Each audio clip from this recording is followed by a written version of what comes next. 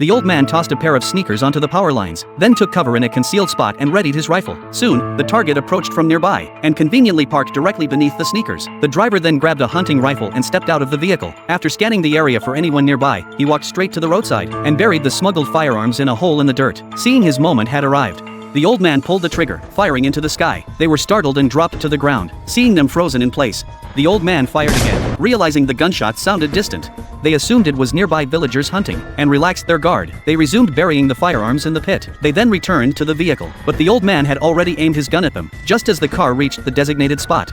The old man fired directly into the sneakers. Instantly, the flour inside spewed out, spilling all over the rear of the car. Unaware of this, they drove straight to the heavily guarded border. Soon, a drug-sniffing dog followed the scent. It was immediately drawn to the scent emanating from the trunk. Sensing something amiss, the officer urgently called for backup. Terrified, they dropped to their knees. They were promptly arrested. It turned out a local gang was active in the area, but two of its second-in-command figures were at odds, frequently engaging in shootouts on the streets. Jack's friend had been accidentally killed during one such clash. As a veteran, upon learning of this, he resolved to avenge his friend. Thus, he orchestrated the earlier scene to help police uncover criminal evidence against gang leader Carl and secure his arrest. Yet Carl wielded extensive influence, having bribed the police chief. Faced with this, Jack had to devise another plan. Coincidentally, Carl mistakenly believed his second-in-command, Alan, was responsible. He led his men to confront Alan. The two gang leaders faced off, each seething with the urge to strike. At that moment, seeking vengeance for his men, Carl made arrogant demands to humiliate Alan, even threatening him to smuggle contraband. Alan flatly refused. Seeing this, Carl issued a harsh ultimatum. If Alan didn't cooperate within 3 days,